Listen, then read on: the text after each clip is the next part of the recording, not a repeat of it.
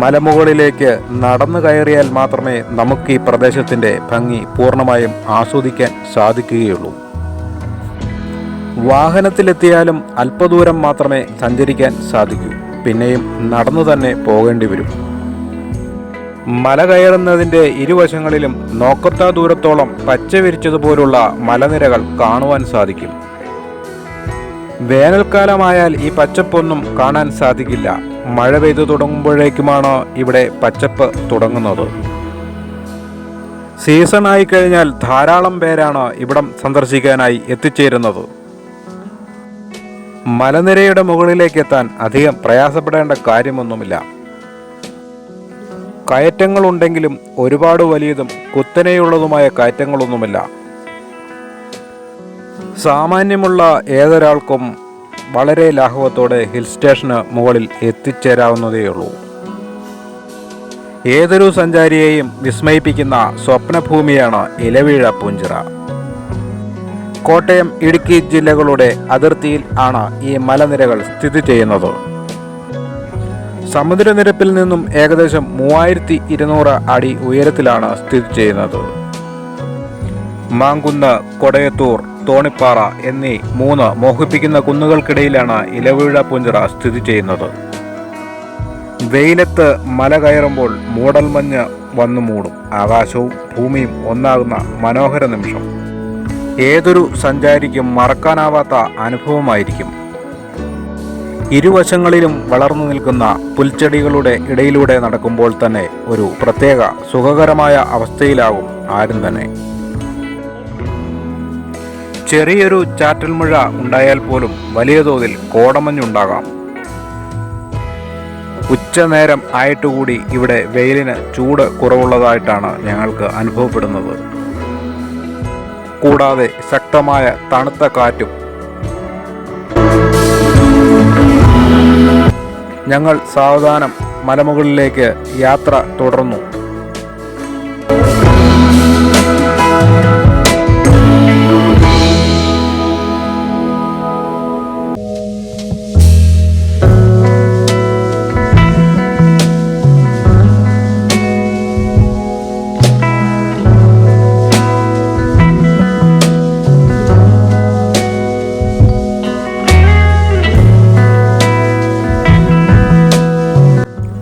മല കയറുമ്പോൾ തന്നെ കാണാം അടിവാരത്തായി ദീർഘവൃത്താകൃതിയിലുള്ള തടാകം.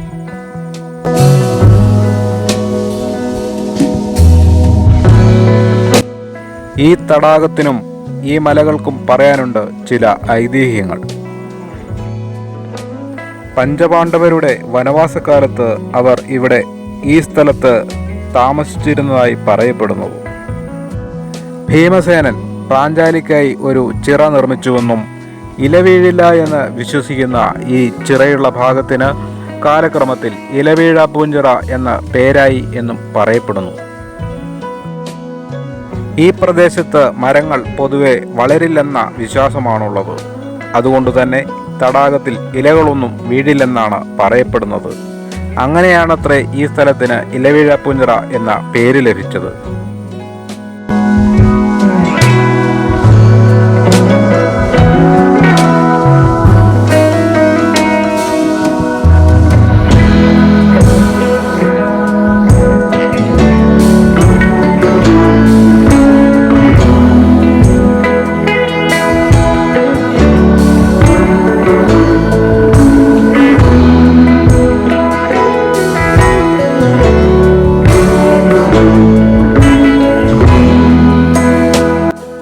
ഞങ്ങൾ വീണ്ടും കാഴ്ചകൾ കണ്ടുകൊണ്ട് മലയിലൂടെ മുൻപോട്ട് നടക്കുവാൻ തുടങ്ങി. ഈ മലയുടെ മുകളിൽ വെച്ചാണ് ഇലവീഴ പൂഞ്ചിറ എന്ന സിനിമയുടെ പല ഭാഗങ്ങളും ഷൂട്ട് ചെയ്തിരിക്കുന്നത്.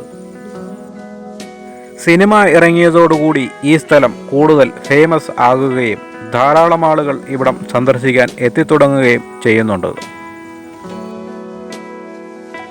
ഞങ്ങൾ ഈ മലയുടെ ഏറ്റവും മുകൾ ഭാഗത്തായി എത്തി. ഇവിടെ നിന്നുള്ള കാഴ്ച പറഞ്ഞറിയിക്കുന്നതിലും വലുതാണ്. ചുറ്റിലും പച്ചപ്പട്ടു വിരിച്ച മലനിരകൾ നോക്കത്താ ദൂരത്തോളം കിടക്കുന്നു.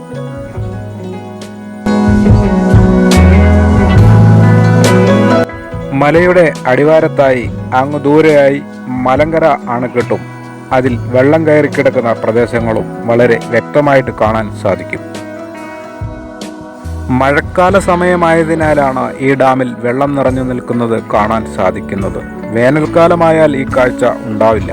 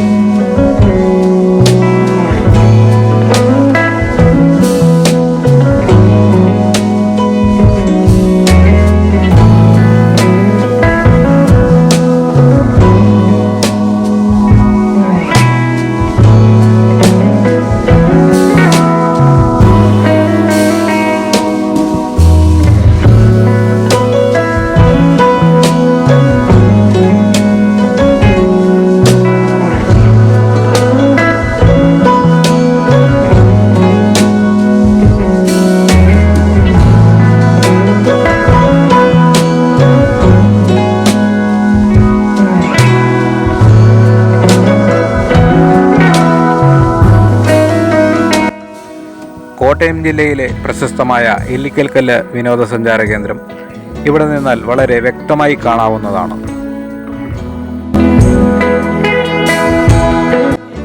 ജൂൺ മുതൽ സെപ്റ്റംബർ വരെ മഴക്കാലമായതിനാൽ സെപ്റ്റംബർ മുതൽ ഫെബ്രുവരി വരെയാണ് ഇലവീഴ പൂഞ്ചിറ സന്ദർശിക്കാൻ ഏറ്റവും അനുയോജ്യമായ സമയം.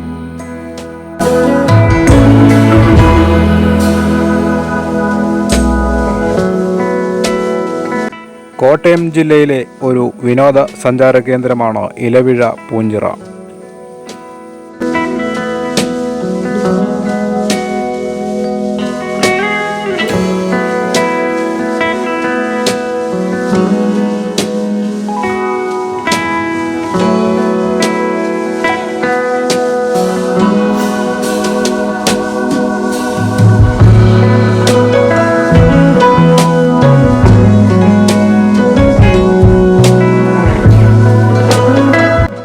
ഇടുക്കി ജില്ലയിലെ തൊടുപുഴയിൽ നിന്നും മൂലമറ്റം ഭാഗത്തേക്ക് സഞ്ചരിച്ച് കാഞ്ഞാർ എന്ന സ്ഥലത്തെത്തി അവിടെ നിന്നും വലത്തോട്ട് 7 കിലോമീറ്റർ സഞ്ചരിച്ചാൽ ഇലവീഴ പൂഞ്ചിറയിലെത്താം.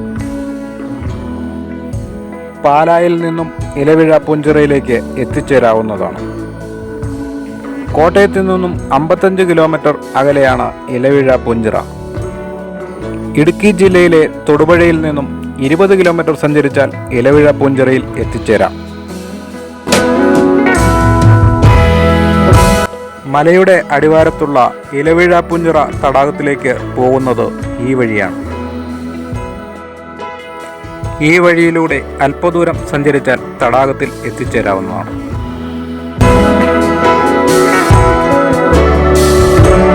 ഇന്ന് ഈ തടാകം അമൃത് സരോവർ കുടിവെള്ള പദ്ധതിയുടെ ഭാഗമാണ്.